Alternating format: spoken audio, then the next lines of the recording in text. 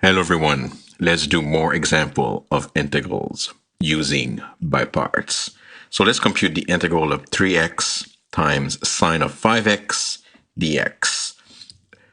If you try a substitution here, the only thing you could do is maybe take the inside of sine, which is 5x, but that's a linear function, which will rarely be the correct trick to use here.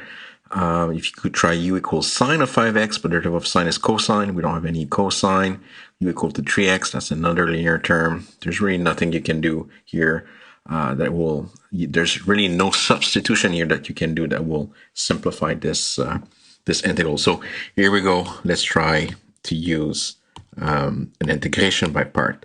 So here we have three terms. We have 3x, sine of 5x, and dx. And we want to choose something for u, something for dv. Remembering that dx is always going to be paired with the dv. So earlier we used x inside u, so let's just try this again. So here let's use 3x for u, and for dv, let's use sine of 5x. So sine of 5x, so using the more complicated function inside dv, just like before. So here, before we do anything, so 3x is inside u, sine of 5x is inside dv, obviously dx is inside dv, so everybody's on board. So now let's compute the derivative of u with respect to x. So the derivative of 3x is 3. And here I'm using the shortcut notation. It's du over dx is equal to 3, splitting the differential term. So du is equal to 3 dx.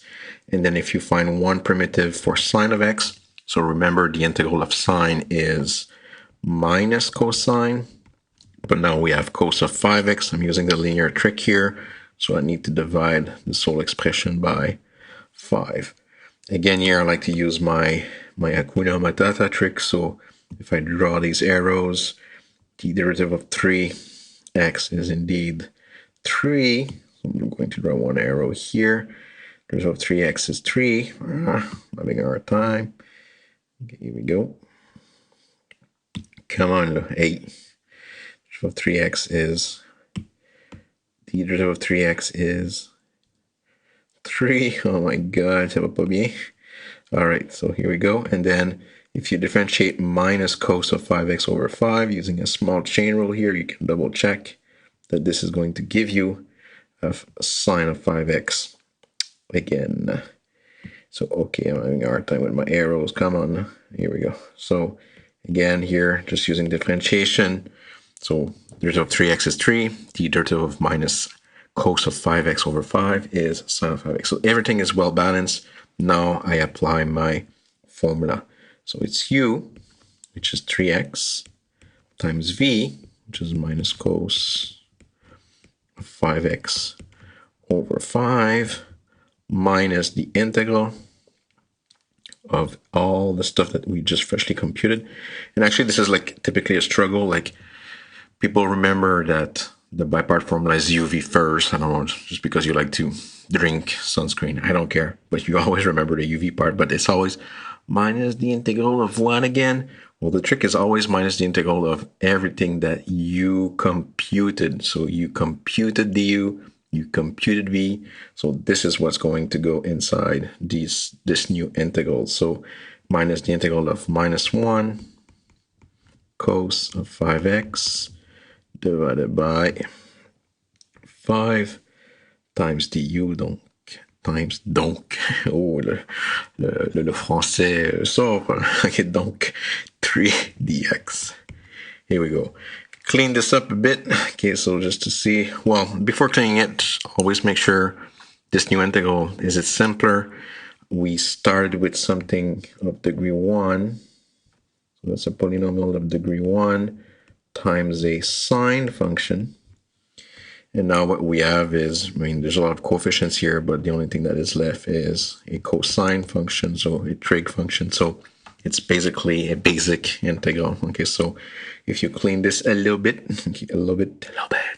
so you can get again, so this is equal to 3x. So if you combine stuff, so I'm cleaning it. So minus 3 over 5, that's my coefficient here, x cos of 5x. And then if I bring all the coefficient outside, you get plus 3 over 5, the integral of cos of 5x. I'm not doing anything here yet, just cleaning all the coefficients. And now the integral of cos of 5x, going to use my trick again, my linear trick. Cos of 5x, the integral of cos of 5x, because the integral of cos is sine, the integral of cos of 5x will be sine of 5x, but divided by 5. So final answer here, minus 3 over 5 x cos of 5x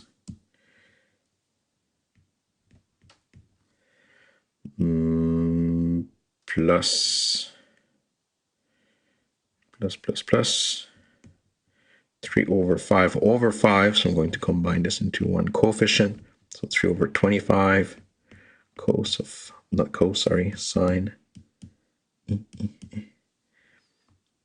Sine of 5x plus c. And for that example, okay, that's it. That's all. Let's do another example. All right, next example. Let's integrate x squared times cos of 2x dx. This is not a basic integral. If you try substitution, any substitution that you're going to try is going to fail. Okay, so we are going to use by parts. So we have 3 terms in this integral. We have x squared, that is multiplying cos of 2x times dx.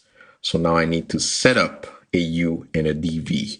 So here, boom, u is going to be x squared and dv is going to be cos of 2x dx. And I can see in this question that I'm not forgetting anyone. So x squared is inside u, cos of 2x is inside dv, and dx is of course paired with dv. And now we have to compute du. So boom, so du is going to be the result of x squared is 2x, dx after, and one primitive for cos is sine, so one primitive for cos of 2x will be sine of 2x, but using the linear trick, divided by 2. And now you apply your formula, so here we go. So first, u times v, so you multiply u and v, this is the part that you all remember, minus the integral of v du. So v is sine of 2x over 2 times du, which is 2x. The 2 will cancel each other, and this will simplify to x sine of 2x dx. And again here, always compare your original question with your new one.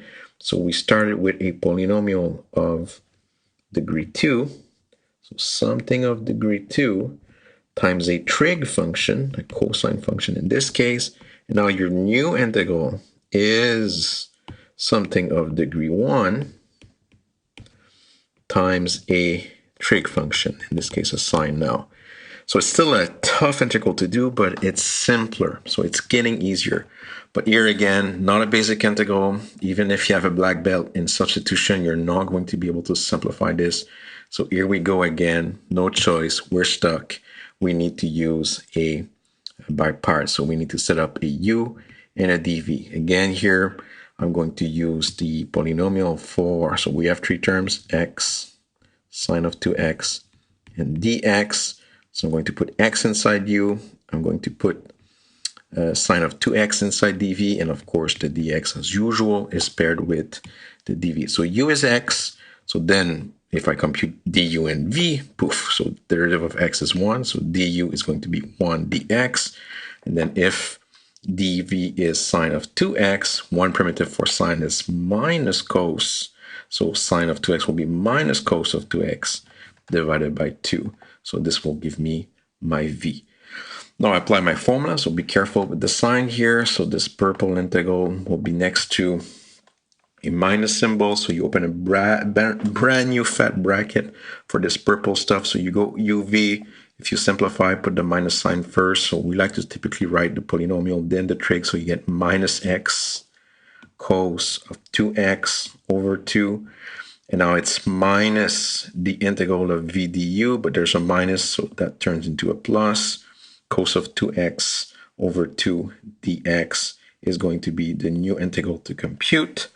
So now, because I know that one primitive for cos is sine, it will become sine of 2x over 2 times 2, which is sine of 2x over 4. So this is how I get my term here.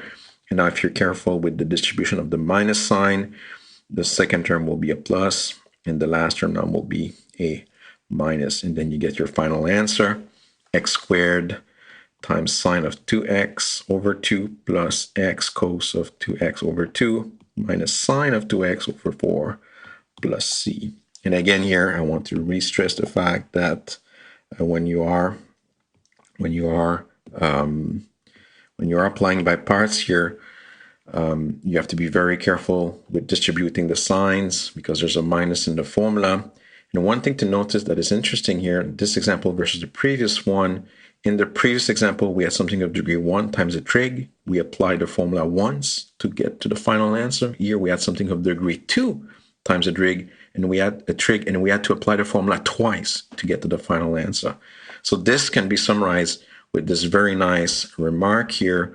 So remark, if you start with a question where you have a polynomial of degree n multiplying, so you start with a polynomial of degree n, let's call this polynomial px, and you multiply by either an exponential function, a sine function, or a cosine function, let's call one of those three candidate, these three bachelor, like gx, then by choosing u to be equal to the polynomial, so if you set u equal to px, and if you choose the rest, so if dv is either the exponential function, the sine function, or the cosine function times dx, and if you will get the answer, and if you apply the bipart formula, if you apply the formula n times, oh my god, let me just rephrase this, I'm tired.